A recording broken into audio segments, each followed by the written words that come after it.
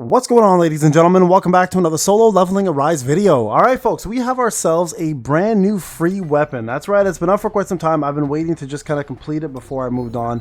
I made a video about it. I finally done that, and we are talking about the brand new Truth KASAKA Venom Fangs. That's right, the brand new free weapon that's been provided, and anybody can get this to A5. And I want to go through this and see if it's any good. Plus, we'll do a little bit of testing and compare it to other weapons in the game right now to see if it actually does have a spot in your roster or if this is strictly made for free-to-play players. So, a couple things to remember: this is an upgraded version of the KASAKA blades. You can actually run both at the same time, though. Not that you should, but you can. You guys can see this is the original KASAKAs, and then of course this is the brand new ones. And I have to admit, the design on this looks really badass. So let's go through all the passives and the skills, but first let's do the skills. So first off, you guys can see here the preview. The attacks are exactly the same. It is 176%, 190, 199. Now the attack is a little bit faster on these, I find, versus the KASAKAs. So if we go to KASAKAs for a sec, you guys can see the same basic attack. Actually, I don't even know if they look similar or not. Let's see. Yeah, see, they do look different. Okay, so there you guys see the actual animation is in fact different on the basic attack.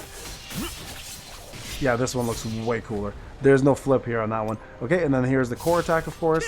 There you guys go. Nice little kick in that. And then this is actually almost very similar. Goes from behind, does that. Plus that little finish at the end, though, is unique. It's called Vanishing Shade. And it is, of course, water element. You guys can see the paralysis on there as well. Okay, so those are the skills. Now let's talk about the actual passives. When the user uses Vanishing Shade, that is this ultimate skill there, it creates a veil of poison around them. Veil of poison inflicts the KASAKA's deadly poison and spasms. Effects on the target within the poisonous zone. Cooldown is 1 second. Duration is for 7 seconds. KASAKA's deadly poison deals damage equal to 110% of the user's attack every 3 seconds, also decreasing the target's HP recovery rate by 70%. And then lastly, spasms. When the effect is stacked 5 times, it activates the paralysis effect or paralyzed effect. It decreases the target's attack by 3%. Duration is 3 seconds, stacks up to 5 times. And then, of course, paralyzed does interrupt the target for 1 second. Paralyzed should not be mistaken with stun. They're two different things, have two different mechanics, just so everyone is aware. Okay, so A1, when the user uses Vanishing Shade, they also gain a shield.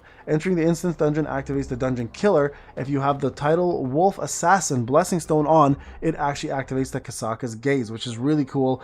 So applies a shield equal to 30% of the maximum HP, and then you get Dungeon Killer. Increases critical hit rate and critical hit damage by 20%. Vanishing Shade always deals water elemental damage as if the target weakness regardless of the element themselves. So you're always doing water damage no matter what.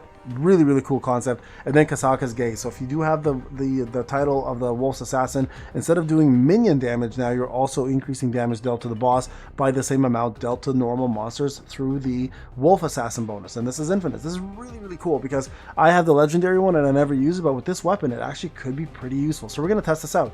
So the user's water damage increases by 10%, and because we always do water damage, that's going to be noticeable. When the user uses Vanishing Shade, it activates the Majestic KASAKA effect. The KASAKA's deadly poison effect is enhanced. So Majestic KASAKA increases attack by 20%. KASAKA's deadly poison deals damage equal to 200% of the user's attack every 3 seconds rather than 100. Still reduces the recovery rate by 70%. The cooldown of Vanishing Shade decreases by 20%, and then the damage of Vanishing Shade is increased by 150%. Pretty damn cool, guys. Okay, so let's take this on a little test run. Okay, so we're gonna go ahead and do KASAKA's. I'm gonna put that on, okay, and then we're gonna actually go ahead and equip.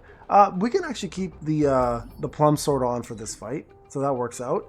And then, or you can even do Moonshadow daggers. Quite honestly, it doesn't really matter which one we use. But here, I'm actually gonna switch it up a little bit. We're gonna take away one of these, so we'll take Pulverize away, and we'll put in this. This is actually going to now deal 20% more damage on bosses, which is pretty damn cool. So now this becomes a lot more meaningful and useful. So we'll run this setup here. Actually, you know what? Maybe I can even take away this.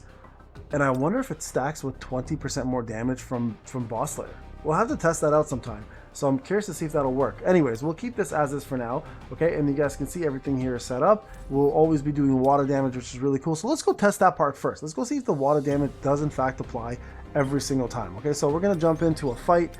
Don't look at my gold, guys. I know I'm broke. Let's go to an instance dungeon. Let's just do, out of curiosity, let's just do this. Okay, I'm gonna run this fight, and we're gonna go ahead and use the KASAKAs for this. I just want to see the water damage actually do water damage. I think that's gonna be really cool to see. So if it does work, then we'll go to guild boss and we'll do a little test run against another weapon like the Grimoire, which is the current best water weapon in the game. And then perhaps just for the fun of it, we'll do Scatty or something. Okay. So here, we're gonna do this, go behind. Let's see this thing. Oh yeah, there it is, look at that. You guys saw that? Always water damage. Always water damage. That's crazy. That's crazy. Doesn't even matter if the boss is weak to water or not, you're still gonna get water damage off. Let's do it again. There it is right there. You see that? Look at that water damage kicking in. That's pretty damn cool. Okay, so there you guys go. So that does in fact work. Okay, the one thing to remember though, it does look like it's mostly being affected by Vanishing Shade. And I want to go back and reread that just to make sure my understanding is correct on it. So if I go back here, let's see. Right here. I think it's right here, right? Yeah, Vanishing Shade always deals water elemental damage. So it's only Vanishing Shade. Keep that in mind. So the other skills here do not deal water damage. It's always going to be Vanishing Shade. That's the main thing to remember. Okay, so while we have a chance here, let's give this a go. Let's see how this runs with a full team here. And what I'm going to do, guys, I'm going to just strictly focus on the weapon itself. Okay, I'm not going to do any skills. We're going to just focus on the weapon. And we're going to see how the weapon does versus the Grimoire and see if it's actually a pretty damn good weapon. Now, keep in mind, a couple of things to remember, though. The Grimoire does have a different effect that makes it very popular, and that effect, in fact, is going to be, it's going to be the skills here only, the 2 skills. There we go. There's a little lag there, which is ironic. So the main thing to remember is that, one second here. The Grimoire is not meant to be a DPS weapon, so when you're doing this comparison, keep in mind the Grimoire is actually meant to provide support for your units through erosion, so you're not going to get the same results as you would for the Grimoire. The Grimoire is still definitely the better weapon of the two, so don't mistake in that aspect of it. We just want to see if this weapon is actually going to be worthwhile from a DPS perspective. Now, again, this was built to be for...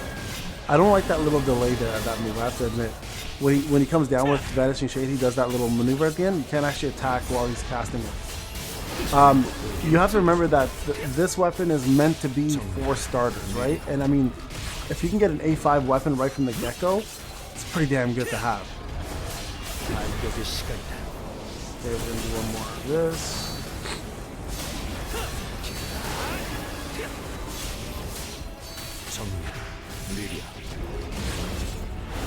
Another feed right here. Shadow Step. We'll cast some ults here and there whenever it's available.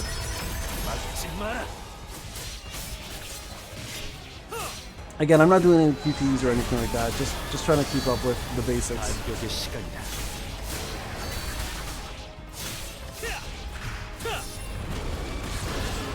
Yeah, see that range is not that great either.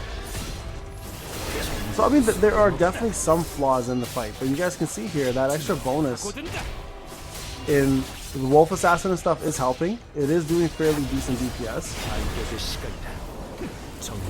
He does go behind the opponent, which is also a nice little touch.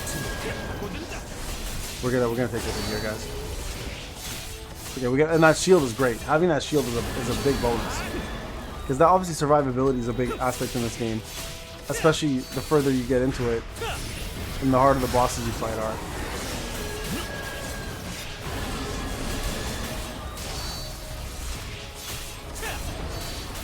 Okay, here we go. Through. I've always liked that KASAKA goes behind the opponent. In this boss, it's a little bit of a nuisance because you want to stay in front. So I don't recommend using this weapon for guild boss. Again, we're just testing to see how it does overall. But quite honestly, from what I'm seeing, from a damage perspective, it's actually doing pretty good. That one part I don't like. I don't like that part where he does that like blast maneuver and you can't attack in between it. Leaves you a little bit vulnerable. Not necessarily for damage. What the hell's happening with the dragon? Interesting. But it does leave you not doing anything for a couple seconds, right? So there you guys go. So 199, say about 200. We'll say about 200 just to keep things a little bit consistent. So 200, okay, 200k.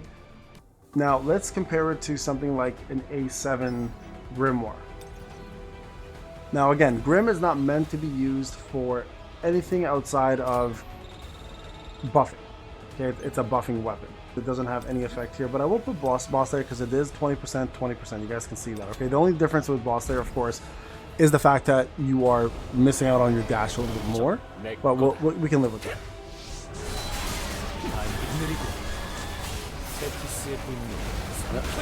Full amount in, good.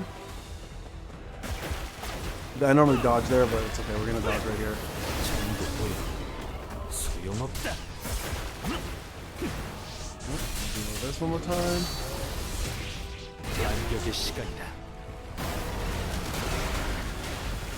Yeah, see, the Grimoire's biggest issue really is the fact that you have to stand still. But again, that erosion effect is so powerful.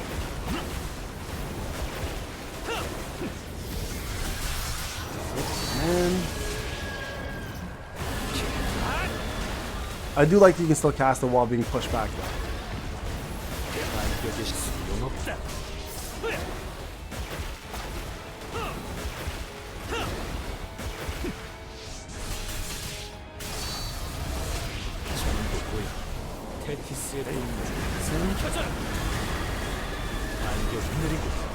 Oh, dodge that, good.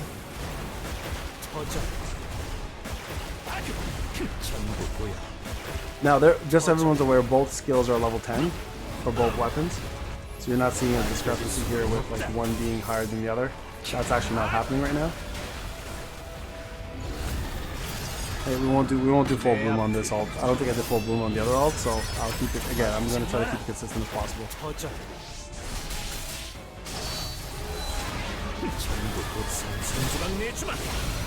Oh, couple maneuvers there that I shouldn't have done. They're low damage though, so we'll deduct a little bit there from that score.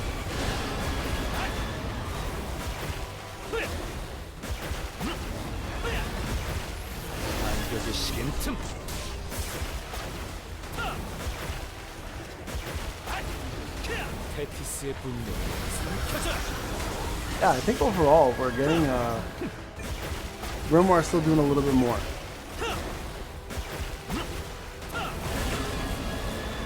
But you can see survivability wise, obviously we did better with the other one.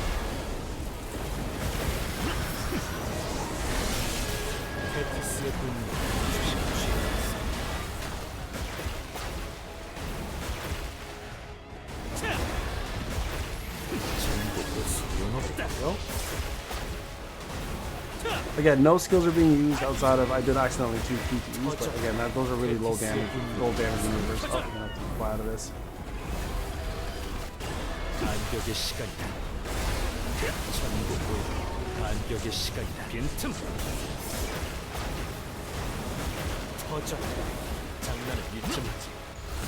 do this real quick, and then again, I'm gonna take a couple points off, but I think Grimoire still has a better overall damage output than the Venom Blades.